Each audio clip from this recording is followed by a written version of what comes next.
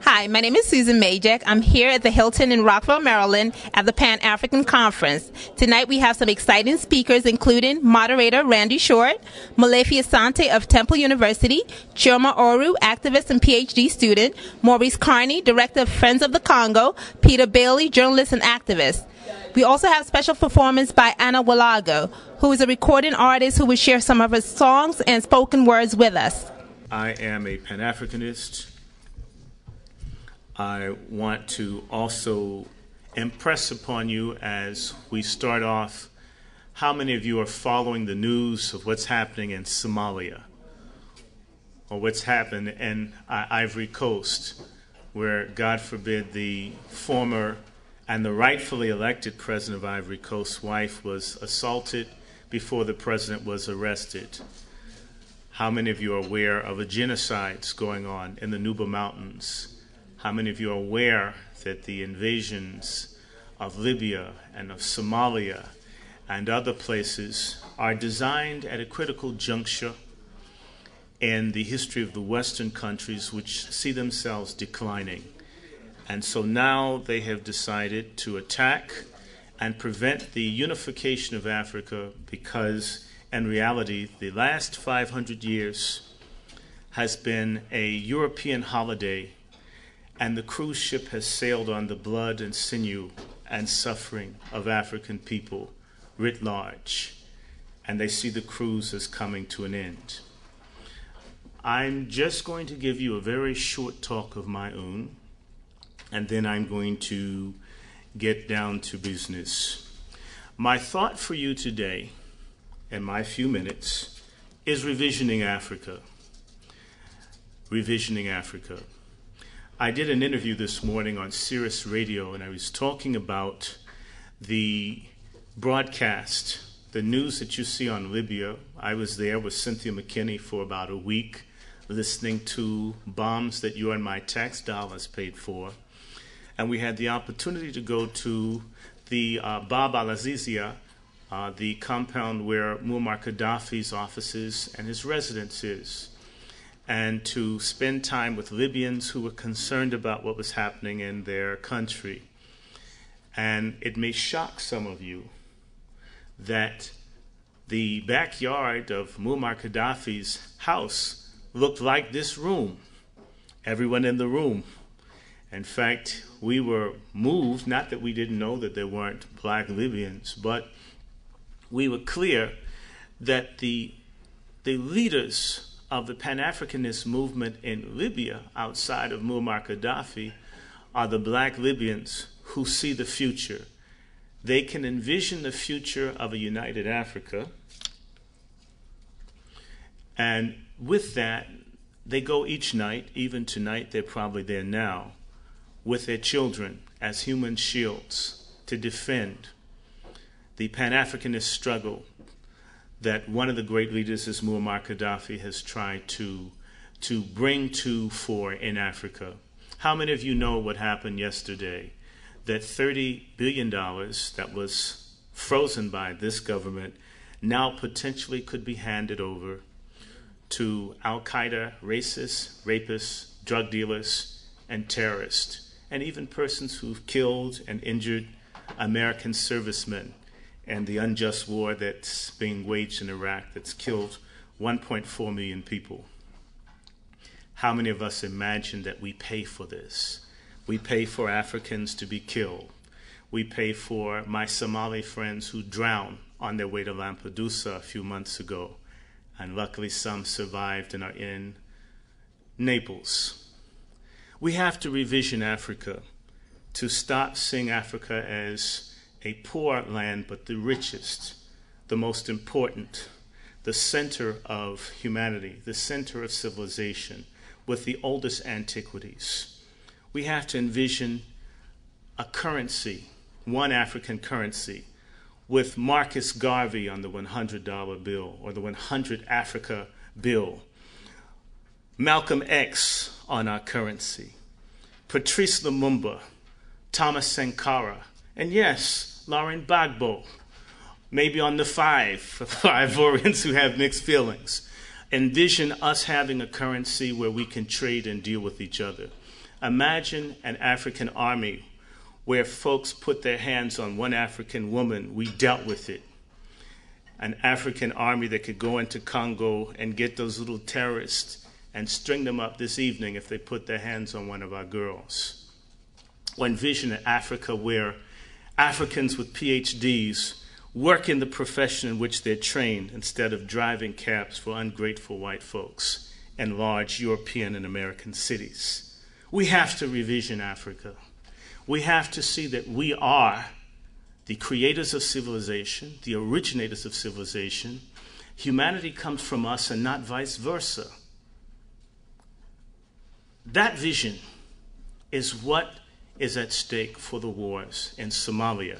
The greatest crime of the Somalis isn't the Black Hawk Down, folks. It's that the Somalis have a banking system that works, whether they deal with white folks or not. The crime of Mugabe isn't taking white farms. The crime is that he wants his whole country. Not 5% or 10% of the land that's no good, but the whole thing. In fact, the crime of African existence is that we're still here after slavery, after genocide, after depleted uranium, after wars, after hands being cut off, after they've taken everything they can take from us, we're still here. That says something about us, but even more so, how many of you can imagine an African currency that other people beg for? How many of you remember when the dollar was less valuable than the naira in Nigeria? You needed $2 or $3 to equal 1 naira. Now it's like 140 to 1. How many remember when the Jamaican dollar was worth 3 American dollars? It's about money, and it's about our vision of where we want to be. Pan-Africanism isn't just an ideology, but I would suggest to you it is a testament of our faith in ourselves and what we can be and what we need to be.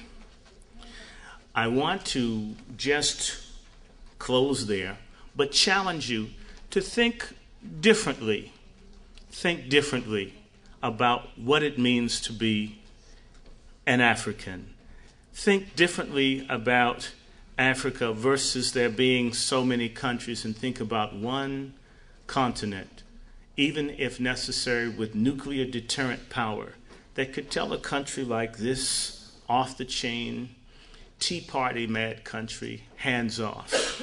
I have a little web page and Facebook that's called Hands Off Africa, and we talk about getting folks out of our business.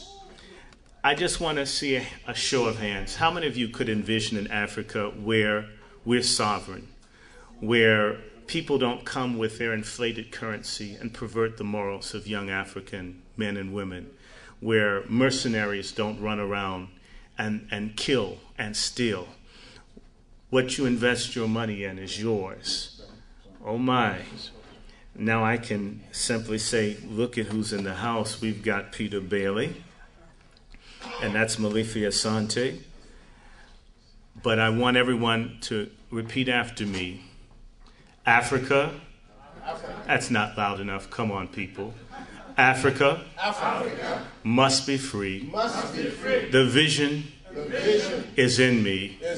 So it's up to me for Africa to be free. It's up to me for Africa to be free. Now I'm going to introduce our guest. Two of them are not here, but I'm going to say the two that are here.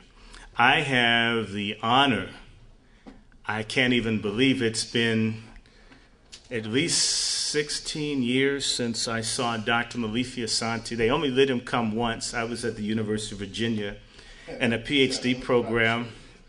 And to show you how UVA is, I was told I had to drop black topics or I wouldn't be allowed to proceed in the doctoral program. And I told them, well, you can have your doctoral program. But Dr. Malefi Asante is one of the greatest living, breathing, thinking, writing, committed Pan-Africanist, nationalist brothers that has ever walked this earth. Can we give him a round of applause? among the many things that he has brought to the fore is the African concept of nomo, speaking the great truth.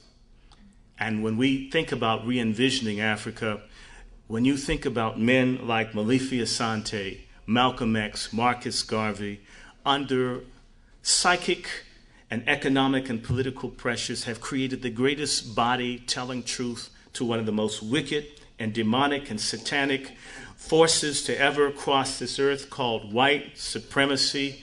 These people, unarmed, unaided, have come up with the greatest body of knowledge ever written.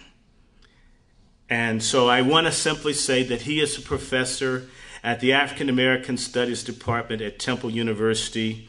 He does African world affairs, Pan-Africanism. He has many, many, many books.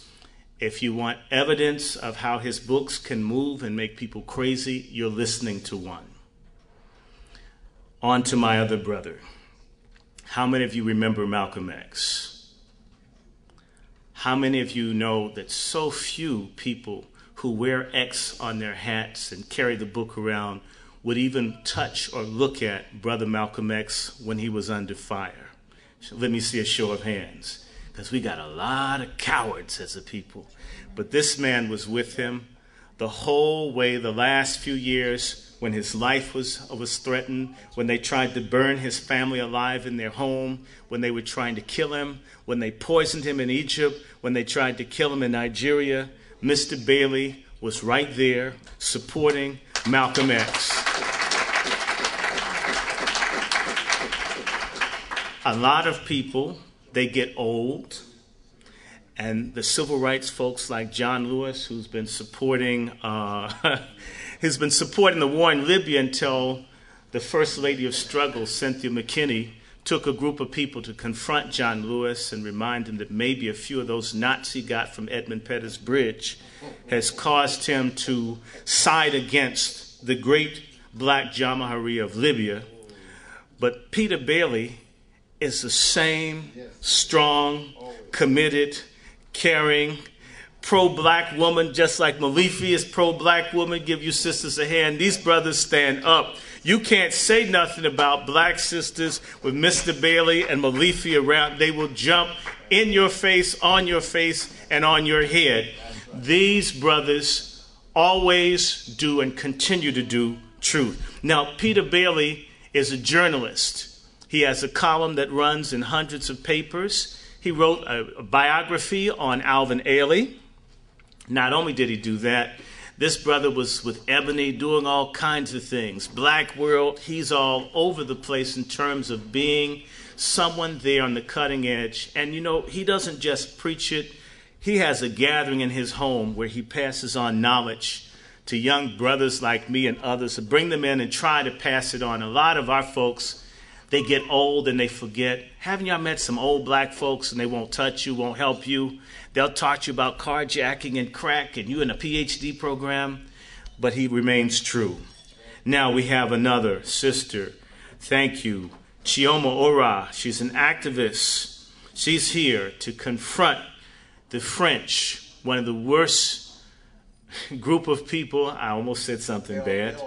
That, yes, you know something's wrong with people when they eat their bread after it's been under their arms. Something's wrong with them.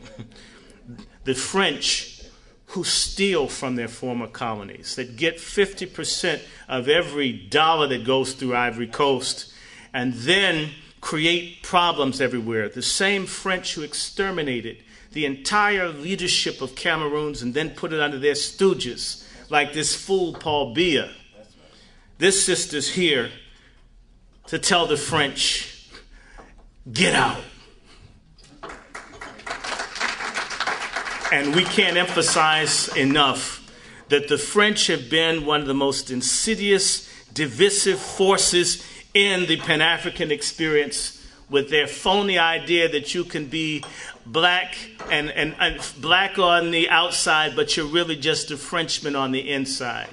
We don't want their Marie Antoinettes. We don't want their Napoleons. We don't want their Sarkozys. We don't want them.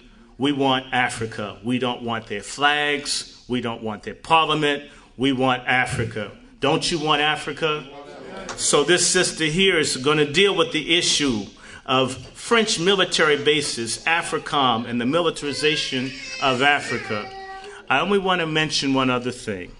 How many of you understand that the crime of Gaddafi and the crime of Gbagbo and the crime of Mugabe and the crime of Bashir, whether we like all their politics or not, the crime of the Somalis is that they do not want a foreign-controlled military. Understand that when AFRICOM is implemented, if it ever is, people in Langley, Virginia, and in Arlington, Virginia, will pay Africans to butcher Africans whenever they demand their share of the money and the resources in their land.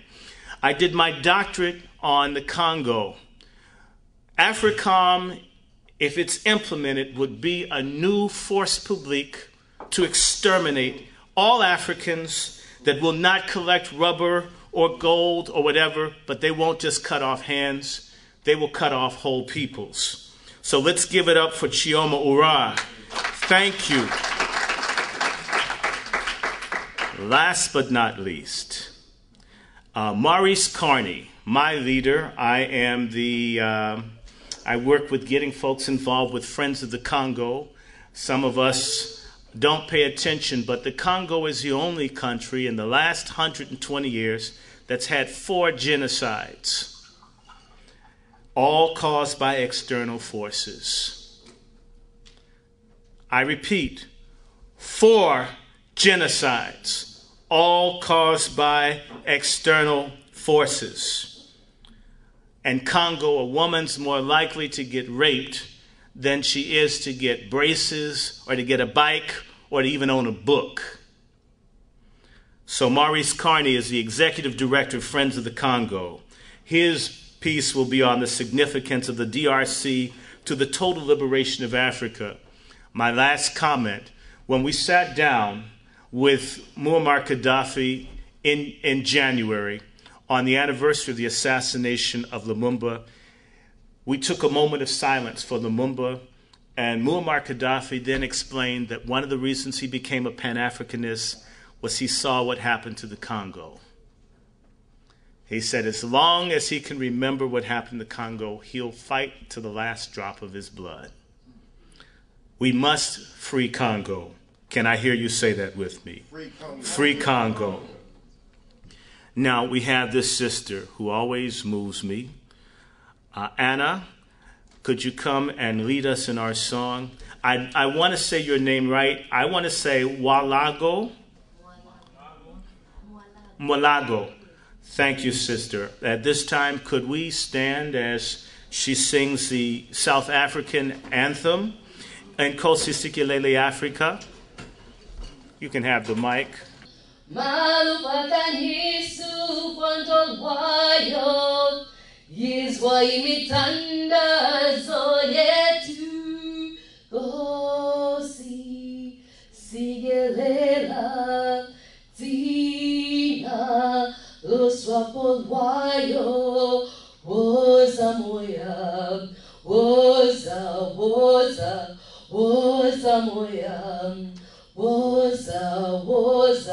woza moya oyi gewele Nkosi Sikelele Tina Luswapolwayo Mungu ibariki Afrika, wabariki viongozi wetu, hekima, umoja na amani. Hizi ni ngao zetu. Mungu ibariki Afrika na watoto wake. God bless Africa.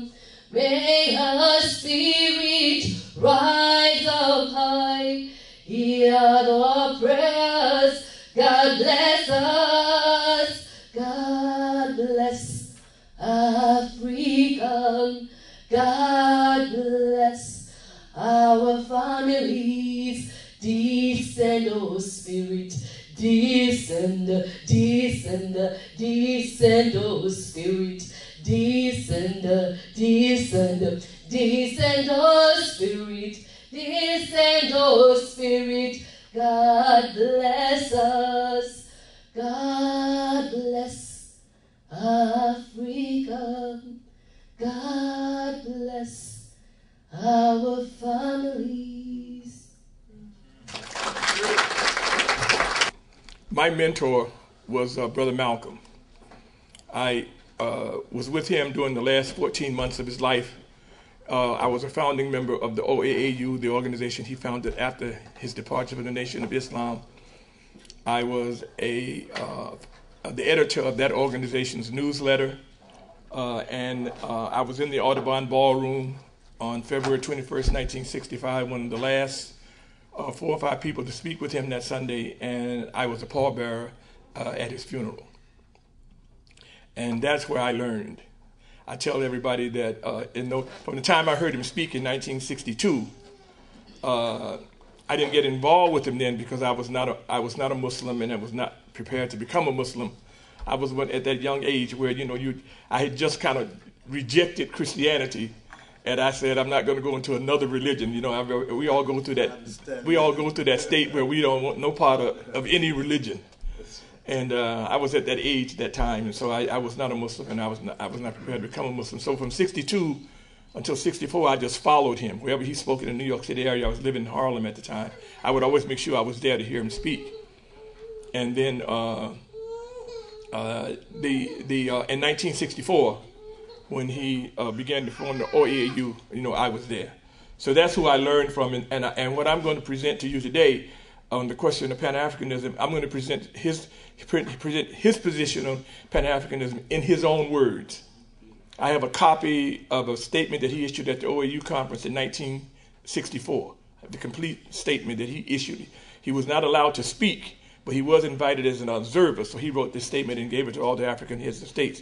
They, in turn, and most people don't know this, they issued a resolution condemning racism and white supremacy in the United States. Now, some people say in Marion Marable's book, he says that the Africans issued a tepid resolution as a result of Brother Malcolm's presentation. My position is that it may seem tepid in 2011, but in 1964, when the United States was involved in a tremendous propaganda war with the Soviet Union, it scared the FBI, the CIA, and the State Department ferociously. So that was something that had never happened before. But one of the things before I get into that, what I want to do is just read you a couple of quotes, because we also have to understand what we're up against. That's right. In our battle against white supremacy on every level, both in this country and on the continent, we have to understand that the battle is now more psychological. The physical manifestations of white supremacy have been reduced considerably. They're not gone, but they've been reduced. But the psychological part of it is unrelenting. And Randy mentioned the French. The French are masters of the psychological approach. That's what they have used to maintain their control, of actually convincing Africans that they are Frenchmen, that you are French. I remember when they fought in Algeria, they tried to convince the Algerians that Algeria is a province of France. So the French are masters of the psychological warfare, and so I'm not surprised that they are still doing that today. And they've had some success in this, and as also they've had in this country, as you will see from a quote I'm going to read from a couple of people whose names you may recognize. Clarence Thomas, current Supreme Court Justice. He said, if ever I went to work for the EEOC, he's talking about, he'd been offered a job with the EEOC, the Equal Employment Opportunities Commission, or did anything merely connected with blacks, my career would be irreparably ruined. The monkey would be on my back because I'm black. People meeting me for the first time would automatically dismiss my thinking as a second rate. And that's said by the Supreme Court Justice.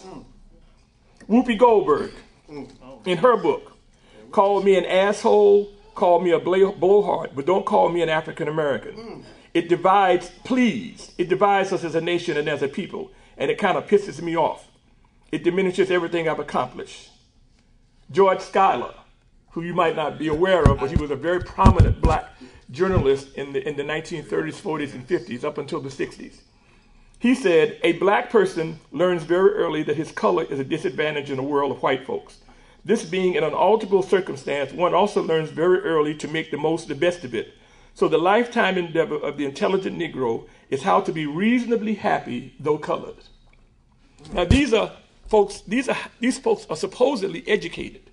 This is the type of psychological thing that we have been dealing with throughout our history in this country, and that we're still dealing with today, both here and on the continent. Because I also have a statement written by a Nigerian, a young Nigerian student who went to Eton. Is that spelled Eton, E-T-O-N? Well, this dude went to Eton and went 4 years there. And when he finished, he wrote a book. The book is called, listen to this, folks, Nigger at Eton. This is the name of the book. And this is the last paragraph of his book. Now, his father is a very prominent Nigerian diplomat and merchant. Whatever happened, I knew I was always going to be proud of Eton. You know, he's talking about all the problems he had run into when he was there because he was black. But he's saying, whatever happened, I knew I was always going to be proud of Eton. I knew it was going to forever influence my life in some way. And I would win respect from people because I had been there, Even if I was rather stupid, it had taught me a lot academically. And its color prejudice also taught me one thing about myself and my people, that I am black, and this is a world in which the black man has to suffer. I am left with the candid belief about the black man as a result of having lived with him for the last 2 years since I left Eton, that God especially created him to suffer, and he will always suffer. Folks, this is what we are combating. I'm sure that attitude reflects the attitude of other Africans, just like it reflects the attitude, like Schuyler's position, that the world, the first thing a black person learns is that this world is run by white folks. And this being an unalterable condition, the best thing we can do is learn how to deal with it. So the best goal of the intelligent Negro is how to be reasonably happy, though colored. This is what we're up against. We're up against the continuous. I saw a documentary called Babies about a few months ago. Everybody was raving. I was in papers raving about this documentary. So I went to see it. They showed babies from birth to toddler age till they start walking in 4 different societies. And they showed Tokyo, San Francisco, a rural part of Madagascar, and an African baby. In all 3 instances, there was some, even in the rural Madagascar, there was some indication that the people were operating in the 21st century. I think they had cell phones, and the little children had toys and everything. And all 3 of them had men in them, as well as the mothers. The men did not play a major role in it. But the African baby looked like it was something that happened in the 18th century. There was not a male present nowhere in the entire movie, entire documentary. It was just the 2 women and the babies. Now, this was deliberate. Sure. This was deliberate. This was deliberate. This was a part of the psychological. I picked up I don't know how many of you are aware of this. This is a supplement that ran in the Washington Post on September 28, 2009. Africa on the Agenda. Look what they say. The subtitle, Africa, the key to global economic growth. The key to global economic growth. And then this week in the Wall Street Journal, I see another one of those pictures on the front page of a starving African child. That was just this week. I don't know, I thought I had that thing to bring it with me, but I forgot it. But that's, again, the whole image. It's not like if they were presenting a total picture of Africa. That would be one thing, but that's the image they want to project of Africa. 1/3 of Africans are dying of AIDS or some other disease. 1/3 are killing themselves in civil wars, and the other third are dying from starvation. That is, if you read the American press, that would be the journal image that you get of the people on the continent. And most people, including most African Americans in this country, believe that. Okay, quickly, Brother Malcolm, statements about Pan-Africanism. When he was, the day before he was assassinated, February 20th, 1965, as editor of the newsletter, this was my first journalism, I was bugging him about writing an article for the newsletter. So on February 20th, he gave me this article. And it says here, white Americans once popularized the expression of, quote, he doesn't stand a Chinaman's chance, unquote. This meant that since China herself was decimated by white outsiders, the Chinese people who were living abroad had no real power behind them and were therefore disrespected, ridiculed, and abused wherever they were. But today that expression is outdated, out of use. The Chinese people seem to have more of a chance now than the Europeans and Americans, who formerly ruled, oppressed, exploited, and ridiculed them. He wrote this in 1965, y'all. China has become independent and has made herself a power to be feared and respected. Although the Chinese are still not loved by whites who formerly oppressed them, Chinese people are now given respect wherever they are because they now have a strong and independent motherland behind them. And their own individual strength and respect wherever they are comes from the collective strength and respect of their mother country. Black Americans who are tired of being low man on the white Americans' totem pole can learn a lesson from this. Our own strength, dignity, and respect is inseparable from that of the mother continent, Africa. As the nations of Africa become independent and the image of Africa and the African people changed from positive to negative to one of dignity and respect, only then will the image of Black Americans, the Afro-American, also change from negative to positive to an image of strength, dignity, and respect. We here in the West and our people are yet on the African continent have a common origin, motherland. We have common problems and we have a common destiny. The key to our success lies in our ability to establish personal contacts with each other, build bridges of communication, develop a common understanding of each other so we can work and cooperate with each other in areas of mutual benefit.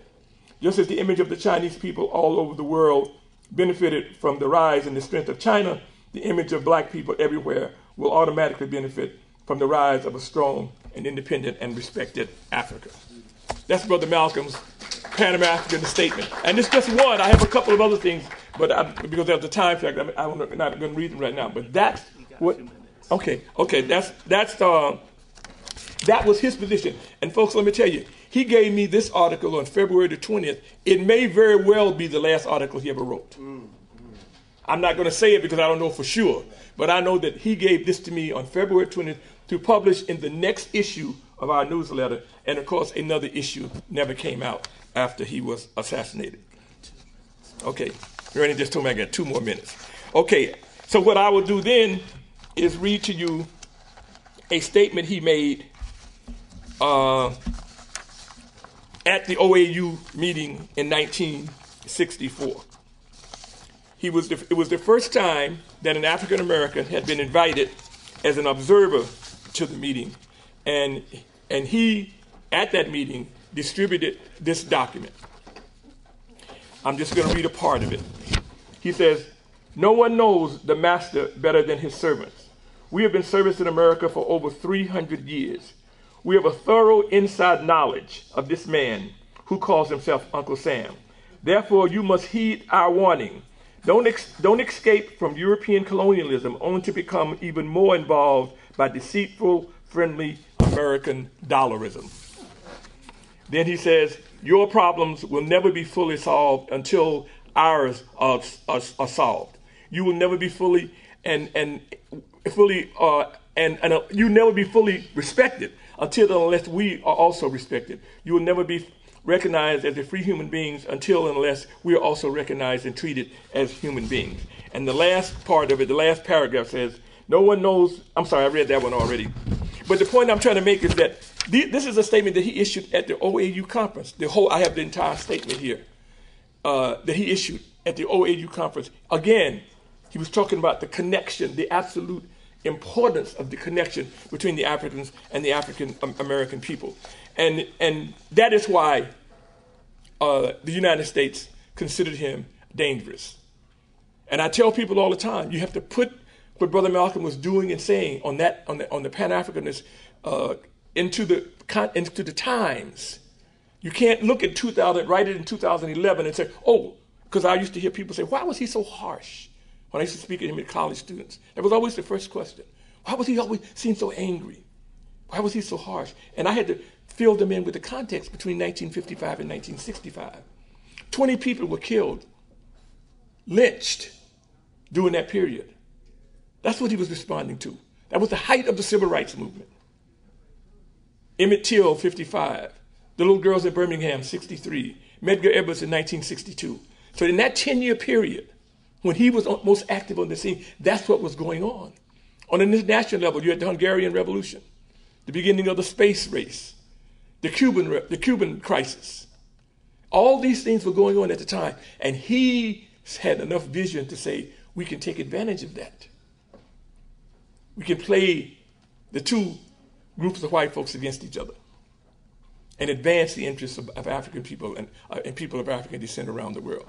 That's what he was. He was a visionary. And he made a whole lot of people in this country very nervous. And to this day, I will always believe that they were the puppeteers in his assassination. And I'll sit down by making a statement that is, of all things, the slogan of black postal workers, which goes, united we stand, divided we beg. Vous l'avez découvert ici. Et que vous avez découvert Ivoire TV. Ivoire TV.